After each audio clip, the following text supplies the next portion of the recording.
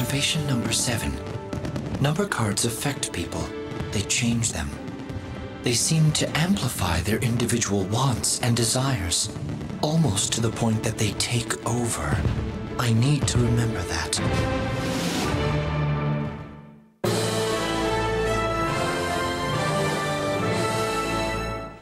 Hello everybody, and welcome to a round of the Dragon Duel final. It's either going to be the final or the third-fourth playoff, which we're going to be finding out very soon.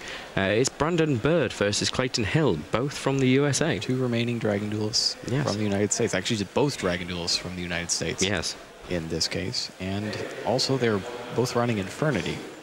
So that could be, I mean, it could be either an incredibly complex match or a case of somebody goes first, plays all their cards, and the other one says next game. Yeah. We don't know which one we're going to get until the match itself begins. So, I mean, is there anything different about these two? One of them is running Dynatherium, the other's not. Brandon Bird is running none of the special summon tricks that we saw from Oliver Tomiko's deck and basically most of the other Infernity decks in the tournament. And Clayton Hill is running one copy of Dynatherium. But let's let them introduce themselves. Yeah.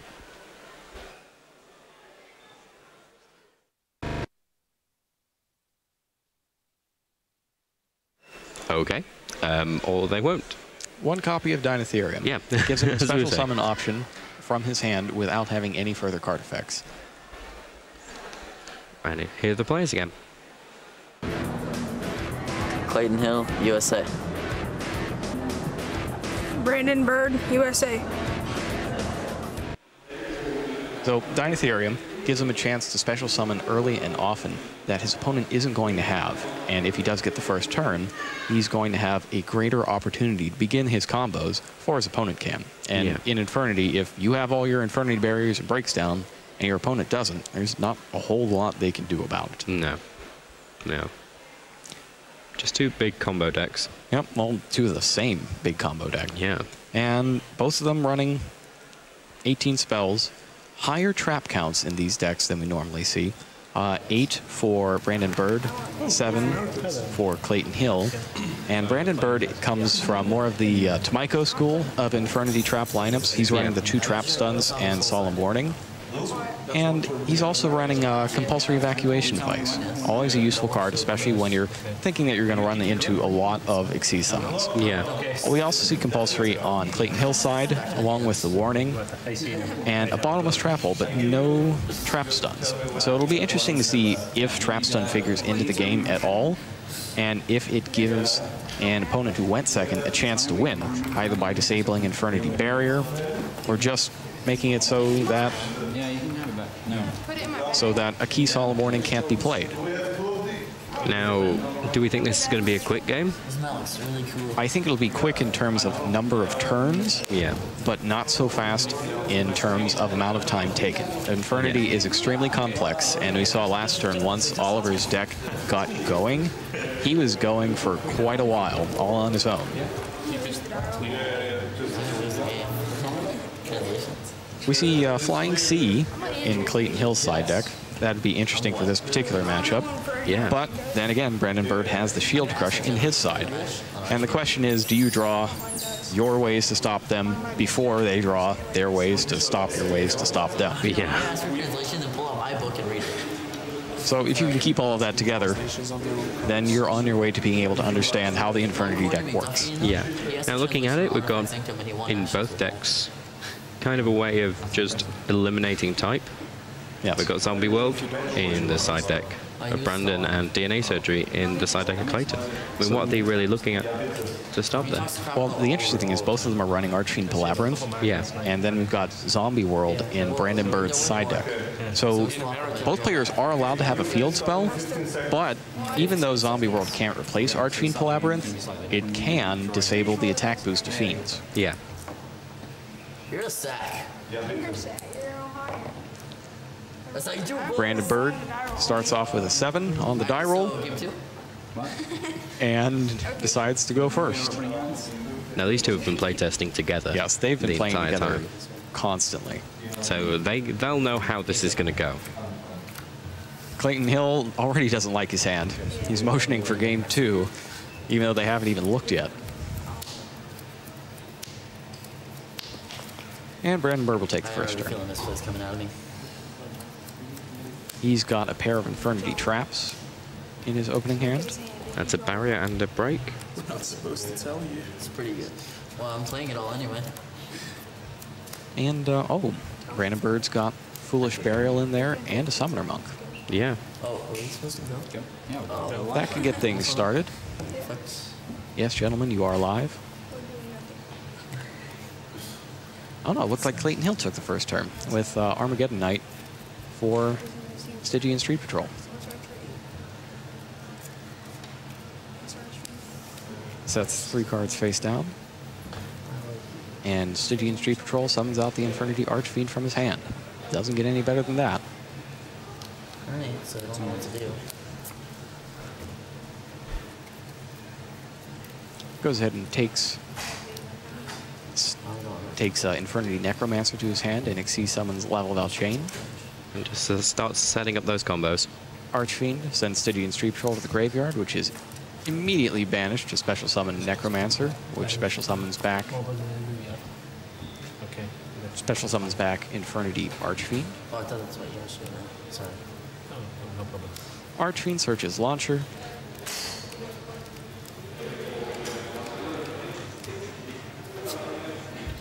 Launcher goes face down. And Instant Fusion is next. Clayton Hill has a Fusionist. He's also got Camion Wizard. Oh, that's good. That means he can play fusions. Level 3 or 4. He goes with Camion Wizard for the 4 to get the second level Valchain. And quickly detaches Infernity Archfiend. The Launcher is face down.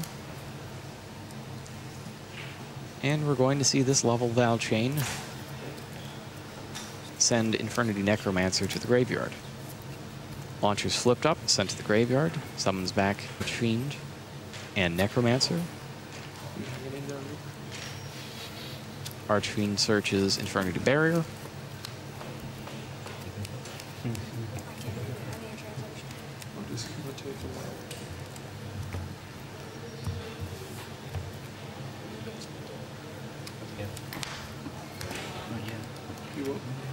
He's thinking about whether or not he's going to search anymore this turn.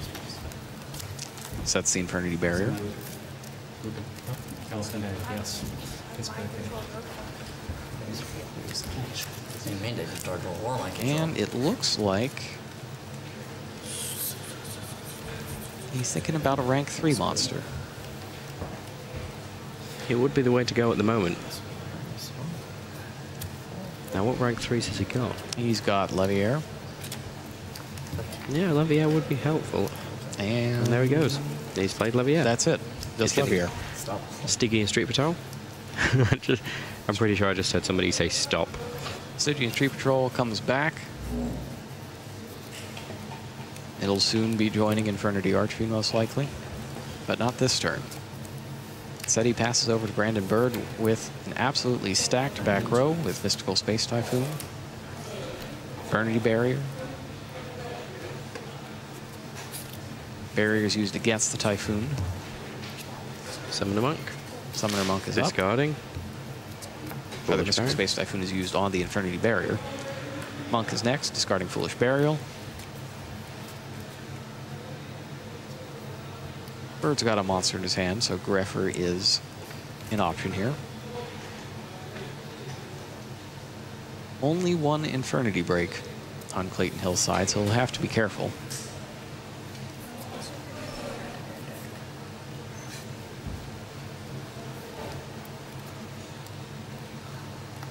He's looking at another Summoner Monk. Interesting.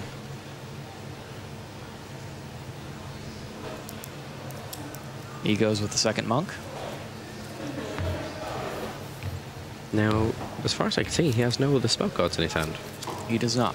No, he's just going to go for a rank 4. Straight up. For It's Exiton Eagle Swarm Knight. Exciton Knight.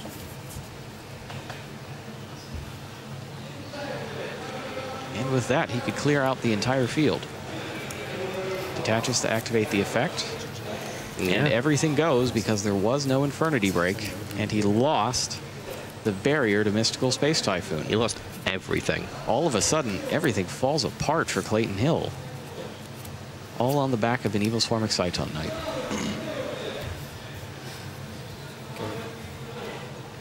No damage can be dealt this turn, though, and Hill simply passes his turn. Armageddon Knight. Oh, sets a card and passes his turn. Armageddon Knight is summoned, sending a dark monster to the graveyard. Now Clayton Hill has the Infernity Break. Now, Brendan has a Soul Charge in hand. I don't know that he's going to need it. He's probably not, but it's there.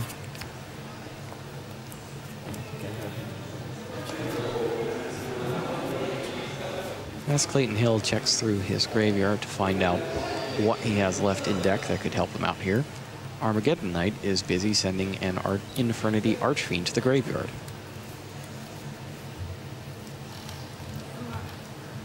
You don't have finish? Okay. Doing all the stuff, and then at the end, shuffle. Soul Charge is in fact up next.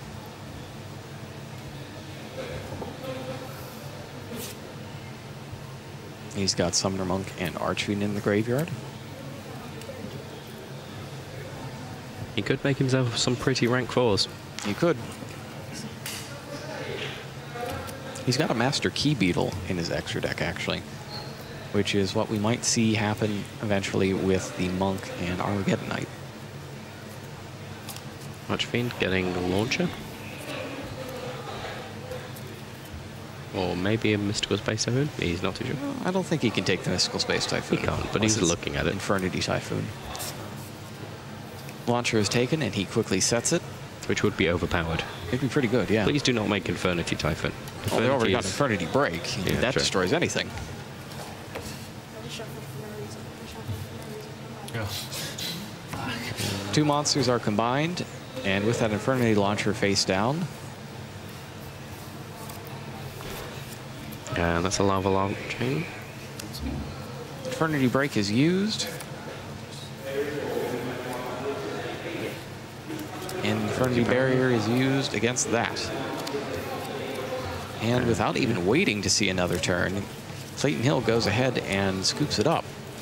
Turns out that going first in that game kept him the one card away from Infernity Break that yeah. could have broken up the Exciton Knight play. But then again, who knows what would have happened if Brandon Bird had gone first. So it's like I said, how many turns total was that? Like 3? Yeah. Maybe 4? But Two it for took a each while. player, but it did take a while. And Yeah. that's the nature of the beast when it comes to Infernity decks. As for side decking, they got your favorite, Spiritualism. Both playing 2 copies of that. Flying Sea. Only Hill is playing Flying Sea. Both are playing, actually no, Brandon Bird is the only one playing Shield Crush to block Flying Sea. So, interesting. It's gonna be interesting. One person is playing the counter, the other person is playing the counter to the counter. And since they've been testing so often, you'd think that Hill and Brandon Bird would know what's in each other's side decks as well. So Bird knows that Hill has Flying Sea, Yeah. and Hill knows that Bird has Shield Crush. Unless they get that a secret from each other. Yeah, they could have kept it a secret from each other, but with how much people were dueling these past couple days, Yeah, that's true, you would have seen it. I somehow doubt that a secret could be that well kept.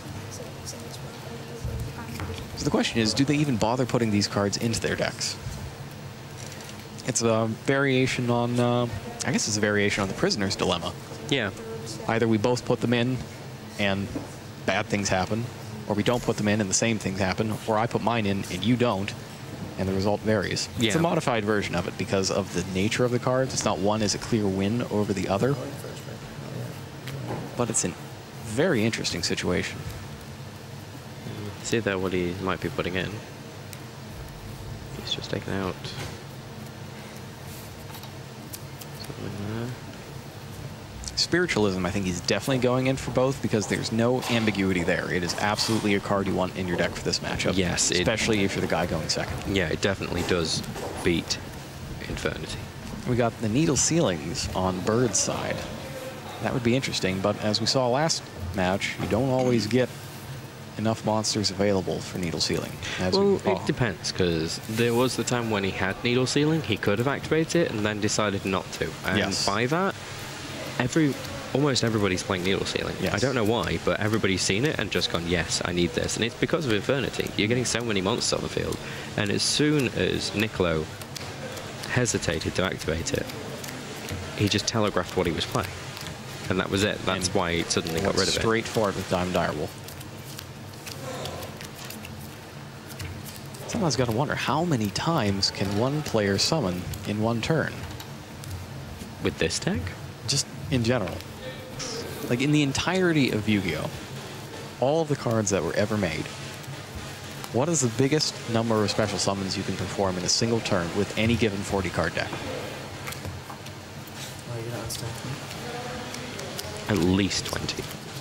If you were to use every single card. It would have to be at least 20. Yeah.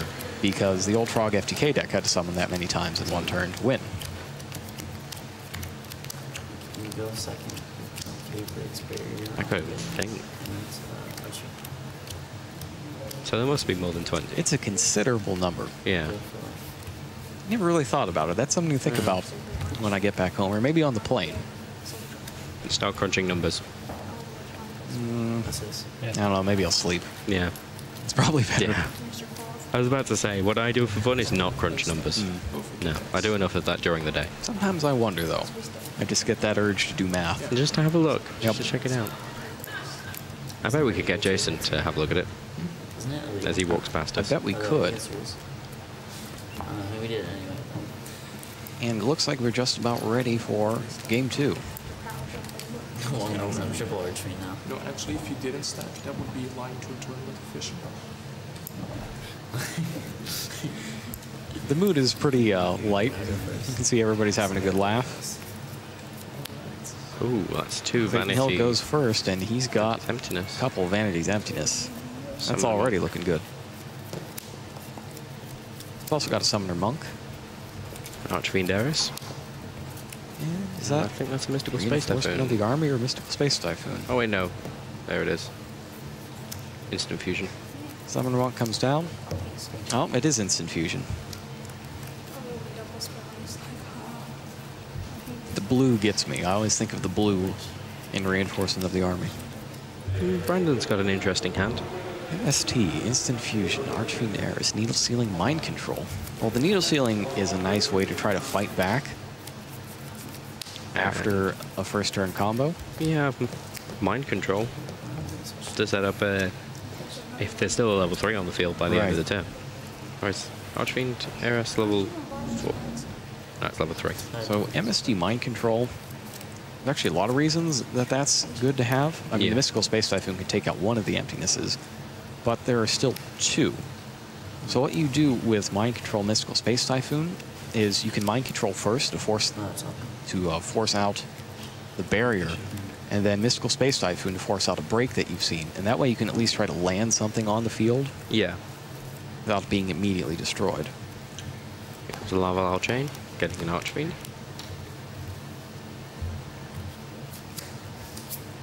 Archfiend goes, well, it's going to go on top of the deck.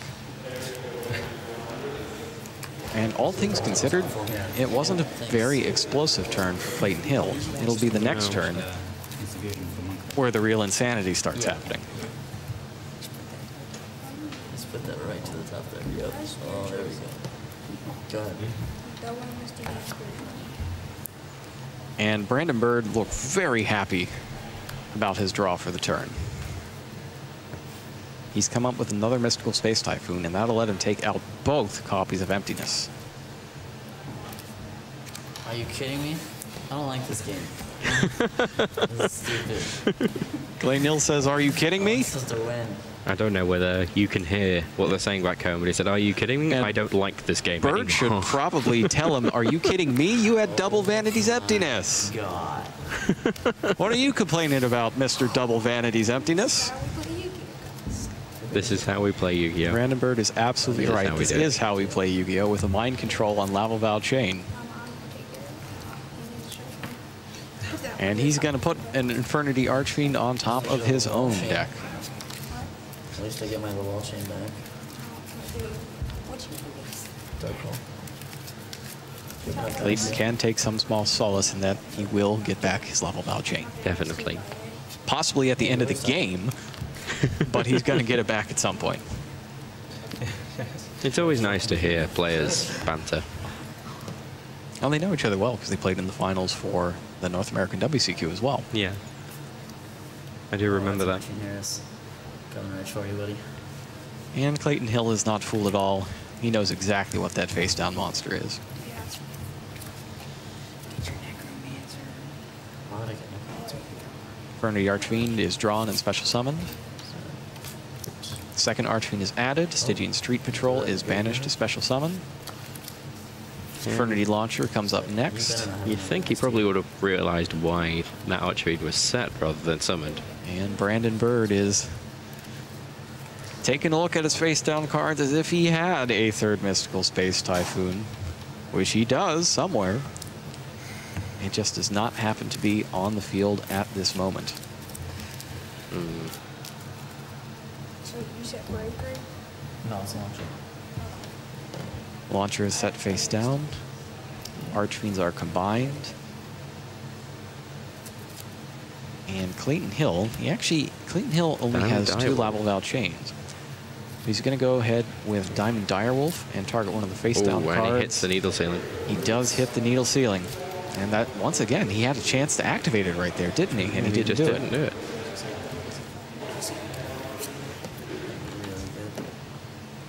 And that other set card there is an instant fusion. And I think helping him at all. In both cases, the reason they didn't do it was because of the presence of Launcher. Yeah. Because those monsters are just going to come back. So in this case, you take the 50-50 shot. Is your opponent going to destroy your face down, which is the instant fusion, or the needle ceiling?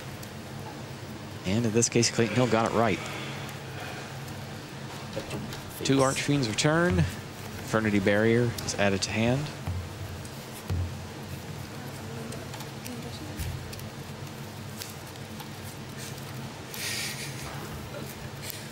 And I think we're about to see some battle. You forgot to put the action on. Just kidding. Lavalval Chain attacks. Is that Stygian? Oh. Takes out Archfiend Eris. Is it? Don't worry, I got this. What are you doing? No, you can ask us for translation. Yeah, ask me.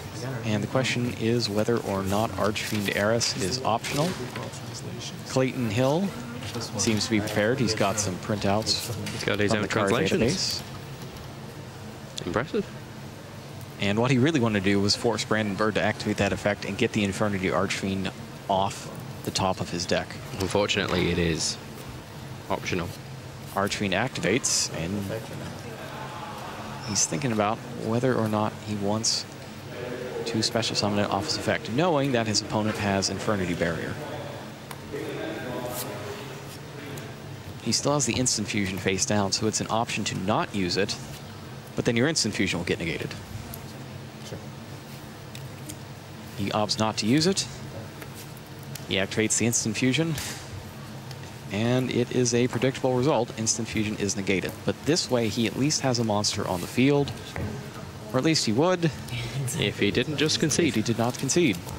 And I think that's a smart concession to save time Yeah. on that one, since all these rounds are timed still. And he's still going to get to go first now. He does get to go first in the Although, deciding game. as we saw in the first game, that doesn't usually matter. Yep, sometimes it doesn't. Doesn't always matter. Feels like Sometimes you don't have the Infernity break, and Exciton Knight ruins your day, man. That's why it's such a point of emphasis in the Infernity deck. And I remember Suhabi, after the North American WCQ, was very adamant that Evil Swarm Exciton Knight, aside from Lavalval Chain, Evil Swarm Exciton Knight is the most important Xyz monster in your extra deck. Yeah. And that's why it lets you get back into games when normally a combo deck would have missed its window within the first couple turns. Definitely. We've also seen a lot of good play with Diamond Direwolf this time around. Direwolf is great for destroying face-down cards on your opponent's side of the turn and just clearing off space on your side for more summons. And it hit the needle ceiling both times Yeah. we've seen it played so far. Both times it sacrificed itself to destroy a face-down spell or trap. It was Needle Ceiling. Except for that one time where it killed itself to save space. Which was fantastic. Yeah. I'm gonna win YCS and strong declarations from Clayton Hill, who has said that he will win YCS Anaheim. We'll have to wait till November, though. You can check our whole schedule of YCS events. Everything that's been announced so far is up on Yu-Gi-Oh!-card.com. You can find it under the events and organized play section. There's a lot of great events coming up this fall, starting with Toronto and Madrid in September. Can they hear us? Yes, we can. Because I know you're going to say yes to get me to shut up. Clayton Hill is actually right now asking whether or not we can hear him, and unfortunately, Clayton, yes, we can. Because, like, I don't know if the last people just didn't talk. I know Mr. Boojin guy was pretty salty. Pretty much everyone was incredibly serious. What? Pretty much everyone was incredibly serious. And all of a sudden, after receiving his answer that yes, we can hear him, everything has gone deadly serious. Yes. Like, I understand the difference. Yeah, this is the most fun game ever this weekend. I don't have to really worry about, like, if I lose, congratulations, my trophy is engraved with 4th, so 3rd. And Brandon Bird is going to get the chance to go first. Clayton annoyed that if he loses, the only thing he's annoyed about, his trophy will say 4th. You know, you got to be mad about that. If you're a competitor and your trophy doesn't say 1st, you got to have that little edge and the chip on your shoulder that says next time it is going to say 1st. No, this is mine. This is mine. But still too soon to think about next time. We have one last duel to play in this match. We're playing the same thing, so. What card of the main deck is different? His cards are all first. Oh, my bad. Sorry, I forgot. Brandon Bird points at himself. He's going first. And it looks like he's got Greffer ×2, Vanity's Emptiness, and pair of spells, Reinforcement of the Army, and Mystical Space Typhoon.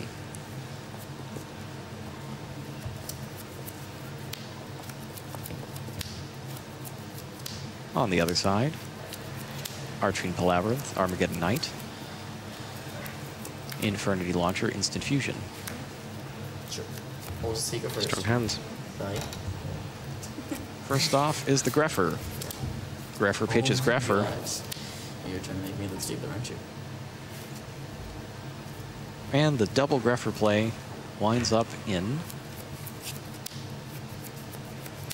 Stygian Street Patrol. Stygian Street Patrol to the graveyard.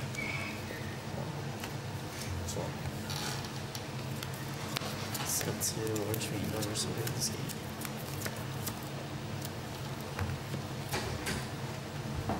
Three face-down cards. Ends Brandon Bird's turn, and all things considered, Clayton Hill got off easy.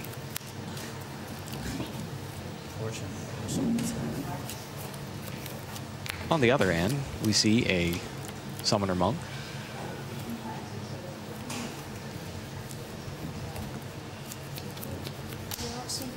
Where is that? Vanity's Emptiness. Compulsory Evacuation Device is the trap in Clayton's hand.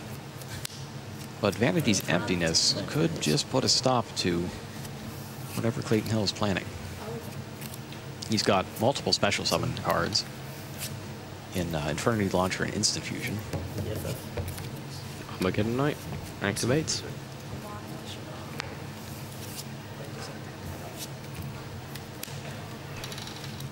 And he sends Infernity Archfiend to the graveyard. Nice one. Nice what? Spiritualism?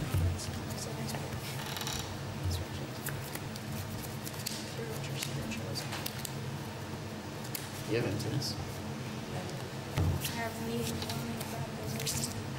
Instant Fusion comes up next. And he does have the Emptiness. He does. Two of them slided in. Instant Fusion takes 1,000 life from Clayton Hill and doesn't give anything back in return. But there's the Palabyrinth. Labyrinth and a set card are up. And in the end phase, Mystical Space Typhoon destroys Compulsory Evacuation Device and turns Vanity's Emptiness off. Wow. So that Clayton Hill can start special summoning again. Better not. Oh, okay, sure. Reinforcement of the Army flips face up. Oh, this is gonna end not in my favor. And he's looking for that Armageddon Knight. It's the last warrior in his deck. It's probably a good thing he drew the reinforcement at that point. Yes. Instead of the Armageddon Knight itself. That was almost one of those things where you get every warrior in your deck and reinforcement of the army.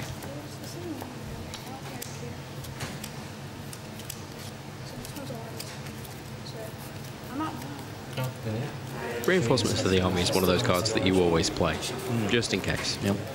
Straight away. Sets card face down. I say that, and then Brandon didn't. He waited a turn. Sends Armageddon Knight to the graveyard, sending Archfiend Eris to the graveyard. Archfiend, Infinity Archfiend comes to hand. And Infinity Archfiend is searched from the hand. Clayton Hill already knows what's happening. He very kindly offers to banish the Stygian Street Patrol for Brandon. Brandon says, no, you've worked so hard in this tournament. You've got to let me do it myself. I don't think he actually said that, but he's thinking it.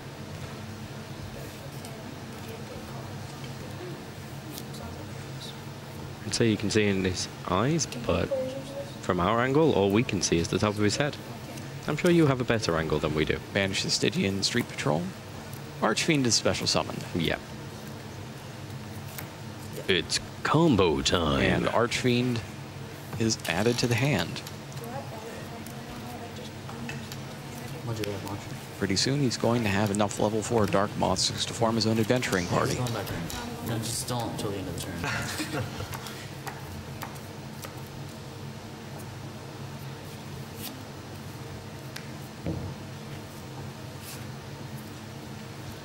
Archfiend, or rather Armageddon Knight. Thinking about it.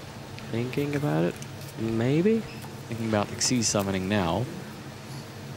He's got Infernity Launcher face down. So what he really wants to do is get both of the Archfiends remaining into the graveyard. So he's discarding that Archfiend. And that's what he's doing here. Oh, and that's a Stygian Street Patrol that he's got at the top of his deck there. That's going to the graveyard. One Archfiend in the graveyard, another Stygian Street Patrol in the graveyard. Yep.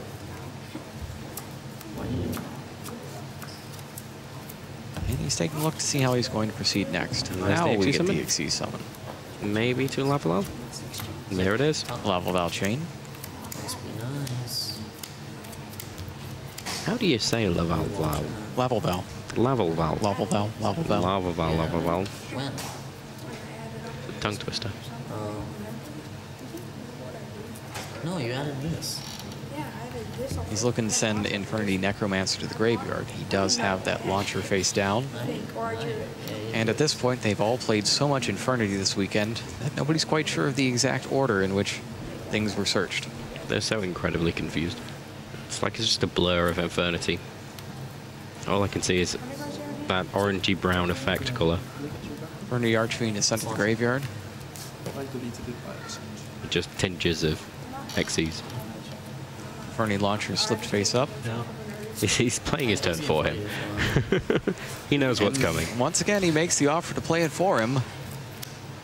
And Brandon still says no. Also, this goes up here as he moves his banished cards to their proper place. You put your graveyard on a pile and unsloppy your field a little. Unsloppy your field. He's looking to search for the remaining Archfiend.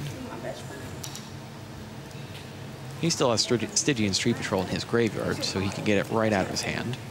But instead goes ahead and picks up Infernity Necromancer. He hasn't used his first Necromancer effect yet, but he does need to clear up some space if he's going to make these plays.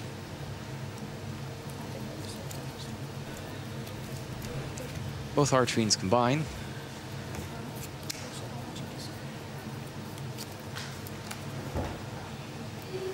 And Diamond Direwolf hits the field.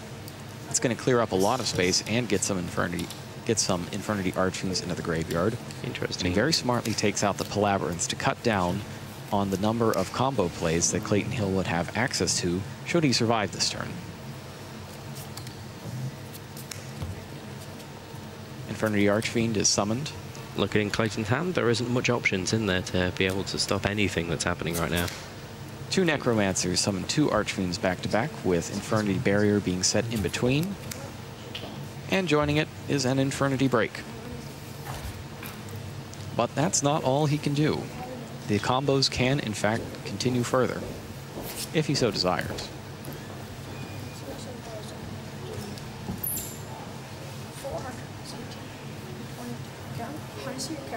There is still 1 Infernity Archfiend in Brandon Bird's deck. And he's just checking to see if he can win this turn. That, I believe, is the calculation being made. 600. And Clayton's elbowing. Ever helpful. Or he's just saying random numbers to put him off. 3,000. 365. 5, 10, 7 days in a week. 365 a year. Maybe.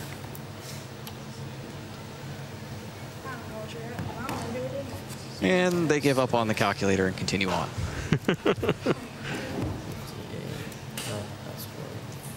Both Necromancers combine for Levier the Sea Dragon. Sea Dragon brings back a Stygian Street Patrol, which can actually do some extra damage to the tune of 100 per star, per level star on the Infernity Archfiend.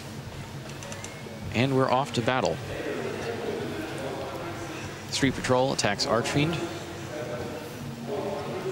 And 4 1,800 monsters attack directly.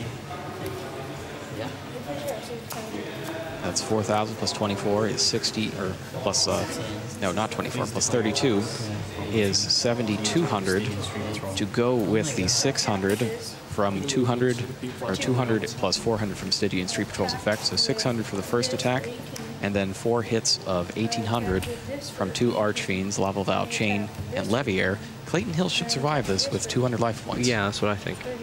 Clayton Hill seems to think that he's lost, though. And he has, because Gaga Cowboy is a card, and it's in Brandon Bird's extra deck. Well. What is it? Oh, scrap break in one anyway. And it didn't really look like Clayton Hill was going to get any plays through next turn off of the Infernity Break and Infernity Barrier. Yeah. So, Clayton Hill, who was victorious in the North American WCQ, is defeated this time around by Brandon Bird. Now, Brandon, of course, has just learnt from his defeat by the look of it to come back and take the win. Yep. That's exactly what's happened. And that's good. Yeah. It's good to see a lot of competitive fire to return to the World Championship next year. And that's something that we see a whole lot of. Once people get their first taste of the World Championship and all the things that come with it, all the travel, the great new places, meeting people from across the world to duel against, they don't want to give it up. Yeah. Nobody wants to give that up. It's one of the most amazing experiences you can possibly have as a duelist. And that's why you see so many people working tirelessly year after year after year to try to qualify. And it's always nice to have the same players come around. It is. From time to time, they like to come back. The reason why that is because they start forming their own sort of society. Yeah. Where they all talk to each other, try and get tips off each other, play against each other. And then you get situations like what we just had between Clayton and Brandon, where you just got 2 friends playing. Nope. And it's so much more entertaining to watch 2 people that know each other play. It really is. Than 2 and strangers. It really shows off, how fun Yu-Gi-Oh is. Yeah. Win or lose. Even with decks like this, where there was a whole lot of one person playing and the other person not, both of them were very cheerful about the whole thing. And they seem to have fun doing it. Well, there was a lot of one person playing and then the other person playing the turn for them. Well, see, that's how you do it. Even if one person is playing all his combos, if you're friends, you can help them out a bit. Yeah, no, you're going to do this next. Yeah. It's fine, I know. And that's really the sign of friendship. And it's possible they wasn't going to do that. Oh, yeah. You could think of it that way, but in this particular match, I don't think that was the case. No. Very much got the idea. There's one option, really. Yeah. But that means that Clayton Hill is your 4th place Dragon Duel winner for the world. Yep. And Brandon Bird is your 3rd place, both from the USA. United States takes both 3rd and 4th. And that leaves in the finals Ivan Alvarez, who we saw yesterday, and Kim Chan-ho. In the finals for the All Ages events, once again, we have Sababi Hiradin and Shunsuke Hiyama. So those are our only 2 matches left. Of the day. We're going to get to those when we get to those. there's still some things to be taken care of beforehand, and one of those things is our post-match analysis by the guys back at the desk. Let's take it to them.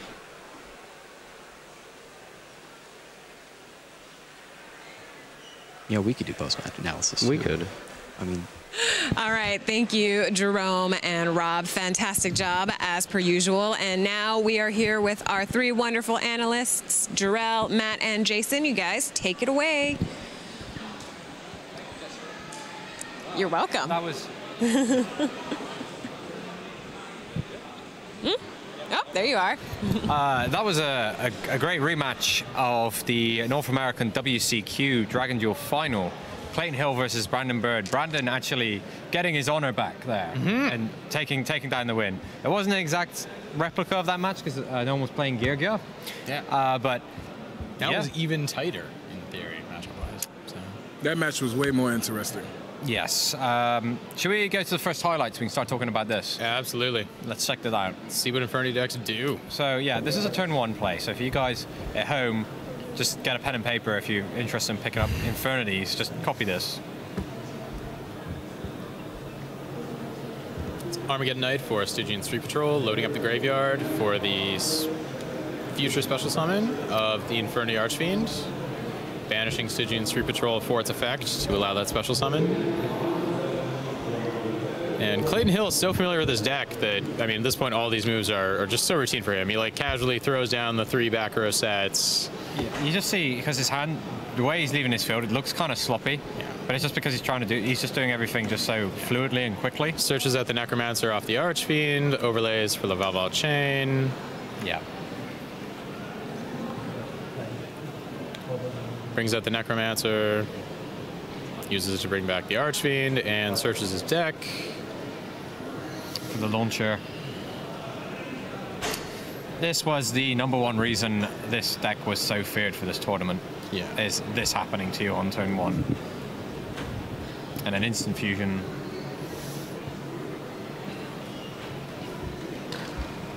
Instant fusion gets him a level 4 fusion monster to complete his Ixie summon.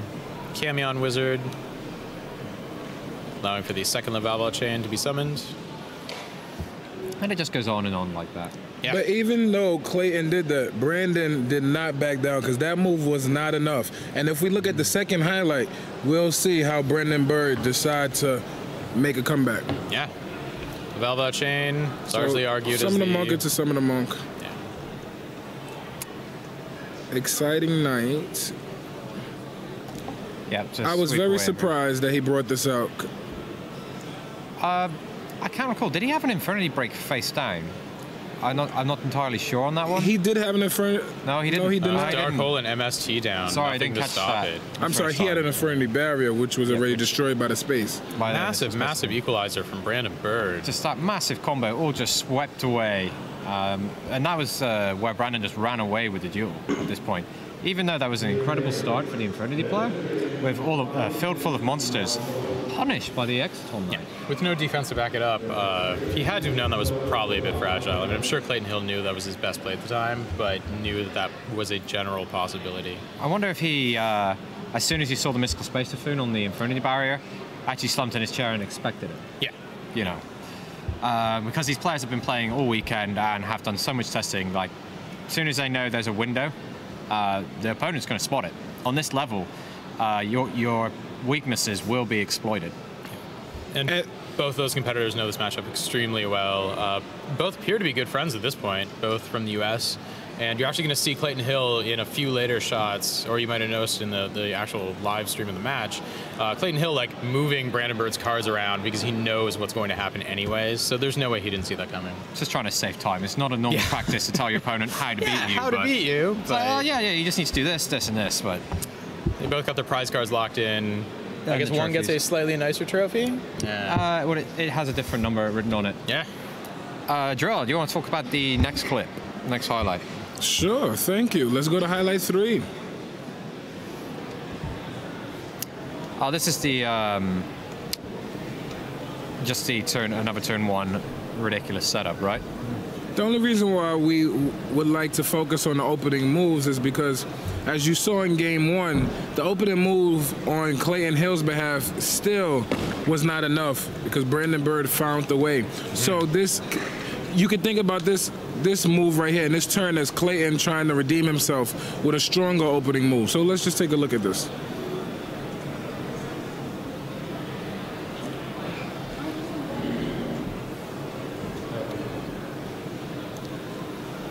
Stygian Street Patrol is a very awesome card. Oh, this is where he opened double Vanity's Emptiness, right? That was... And Brandon had the 2 Mystical Space Typhoons. We actually heard on the audio, are you kidding me? Which was quite hilarious. Was rather stunned. Although it's just as equally ridiculous that he started with 2 Vanity's Emptiness. And it's just happening. What is the actual percentage chance of that happening? Or is that too difficult to work out? No, I can totally check that out. Oh, of both players having those cards? The two Mystical Space Typhoons and the 2 I don't think I can do that, but I can give you the individual numbers. Give me 1 sec. Is anybody playing upstarts? Let me check. Clayton Hill's playing 3 upstarts. So as you can see, Clayton Hill clearly believes that 1 Vanity's Emptiness was the way to go. But he decided to set the other one just in case.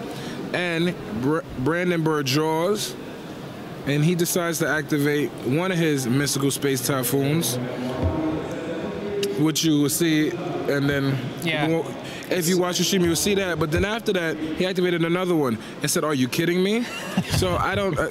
That's probably the best reaction that I've seen thus far. Well, when you have a start like that and you're feeling very confident about it. You're like, okay, what could possibly stop this? My opponent's not going to combo off on all of their heavy special summons, and then he just swept that. Did Clayton have 2 Vanity's Emptiness inside or 3? Clayton, let me just check for you. Clayton had 3 Vanity's Emptiness. Okay, so he has the 6.2% chance of getting that versus the equal 6.2% chance of Brandon Bird having double MST as well. So I don't know how to multiply those percentages, but that's very small chance that that exact scenario was going to happen. Yeah. But it can in these types of decks. Should we take a look at the next clip? Highlight 4. This was a very good needle sealing play. Oh, yeah.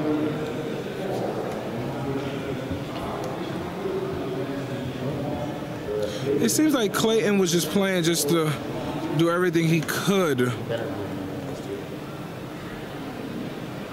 I would just always be fearful of needle sealing. Yeah, at this point it's a really well-known tech in the tournament because we've seen it multiple side decks, multiple main decks even. And 3 monsters on board there. Like, Brandon Bird can pop that needle sealing anytime he wants with his single face down contributing to the 4. But he plays this out.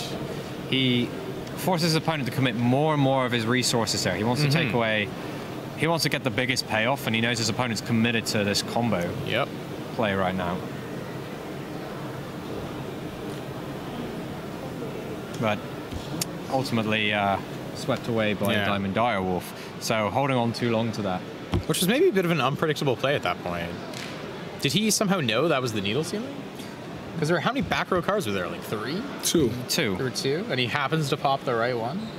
How would he know that it's a needle sealing? That's what I'm saying. I don't think there's any way he could have known that was a needle sealing, but he happens to hit it. That was cool. It must have been a read. But yeah, it must have been a very good read, or it just got lucky. I guess, unless we ask him. It's difficult to tell. I wouldn't mind talking to him afterwards and find out. And with Clayton Hill playing very professional in that game, we will see that he ultimately wins the game, and then we can only go to game 3 for the next highlight. So let's go to highlight 5. Yep, we're seeing those. Now, Clayton Hill activates the instant fusion, but Brandon Bird quickly responds with Vanity's Emptiness, just so he won't allow Clayton to get any advantage. Yeah, he does not want him comboing off, so he just ports the turn. Now, this is a really interesting play that we talked about why he put 2 interesting things going on here. There's going to be the actual play that's made, and then there's a question that this sort of leaves us with.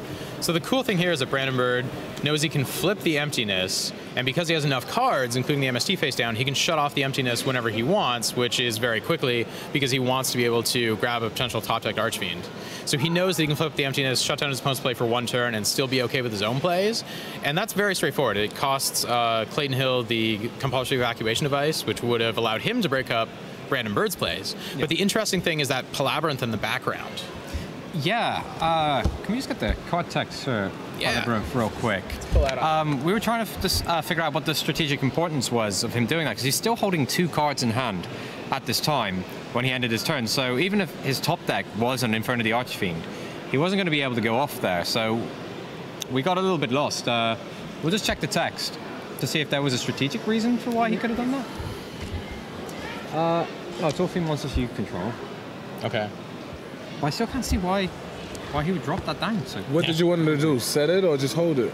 Well, he had Summoner Monk in hand, so we could have held the Palabyrinth and used it as a potential pitch. Like there was no actual. There was 2 warriors. There's something we're not seeing, or it was a mistaken play. I'm pretty sure, giving him the benefit of the doubt, that there was a reason. So I don't. Maybe he wasn't. Maybe he wasn't planning on using the Summon the Monk's effect later on, or ability rather. And there's gotta be something there. Like Clayton Hill knows his deck inside out, so. Well, even though Clayton knew his deck inside and out, if we go to the highlight 6.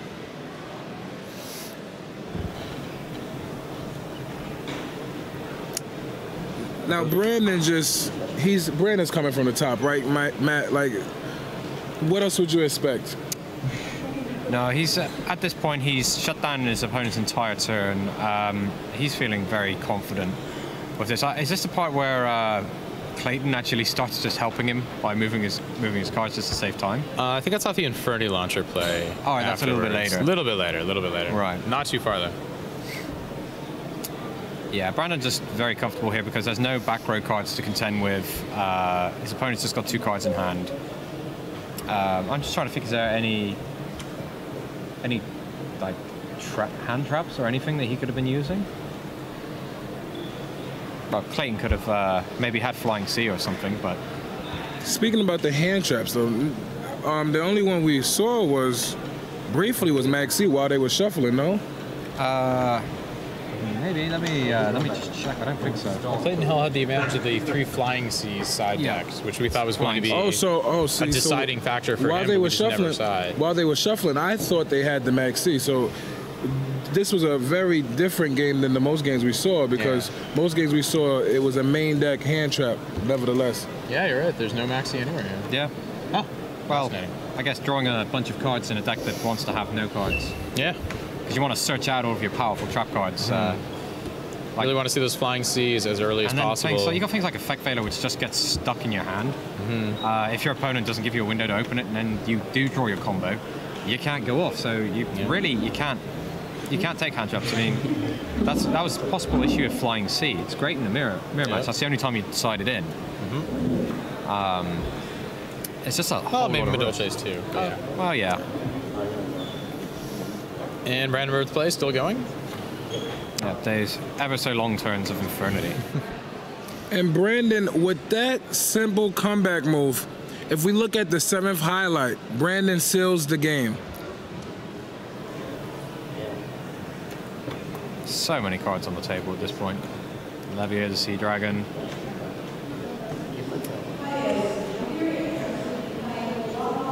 A little bit of math going on as Brandon goes for the attack. We'll just let you guys check this one out for a second. I think just considering at this point, Clayton actually like doing the math for his opponent to see if he's dead. Yeah, I think he's just considering, do I scoop up my cards here? Yeah. And after this, I believe there's a few more following plays. Yeah, I'm pretty, if I remember correctly, Clayton doesn't actually get a turn after this. Yeah. Oh, he does go for the attacks here, yeah.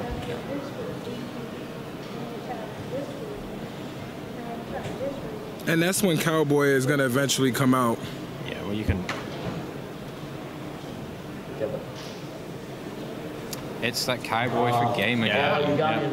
Just again rearing his little hatted head this weekend. With that little extra reach, it's only 800 points, but it makes all the difference. But your opponent gets in the danger zone, and he's just there to sweep in and take you out. So as you can see, win into actual victory. So as you can see, Brandon Bird got his revenge. And with that being said, I would like to give it back